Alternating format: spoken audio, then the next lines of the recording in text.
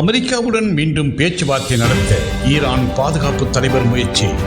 அமெரிக்காவுடன் மீண்டும் பேச்சுவார்த்தை நடத்த ஈரானின் பாதுகாப்பு தலைவர் புதிய கோரிக்கையை வைத்திருப்பதாக தகவல்கள் வெளியாகியுள்ளன. ஈரான் அமெரிக்க இஸ்ரேலிய தாக்குதலினால் பேச்சுவார்த்தைகள் நிறுத்தப்பட்ட சில மணி நேரங்களுக்கு பிறகு மீண்டும் பேச்சுவார்த்தையை தொடர வேண்டும் என ஈரான் பாதுகாப்பு தலைவர் புதிய கோரிக்கையை வைத்திருப்பதாக தகவல்கள் தெரிவிக்கின்றன. அமெரிக்காவுடன் பேச்சுவார்த்தைகளை மீண்டும் தொடங்க ஈரான் புதிய முயற்சிகளை மேற்கொண்டு வருவதாக ஆங்கில ஊடகம் ஒன்று செய்தி வெளியிட்டுள்ளது.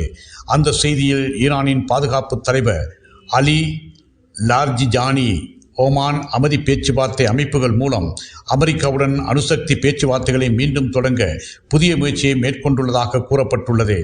இது பற்றி அமெரிக்க ஜனாதிபதி டொனால்ட் ட்ரம்ப் ஆங்கில ஊடகத்துக்கு அளித்த பேட்டியில் ஈரானின் உச்ச தலைவரான தலைமை மதகுரு அய்துல்லா அலி கமேனி 86 வயது கொல்லப்பட்ட அடுத்த நாளே ஈரான் அமெரிக்காவுடன் பேச்சுவார்த்தை நடத்த கோரிக்கை வைத்திருப்பதாக கூறினார்.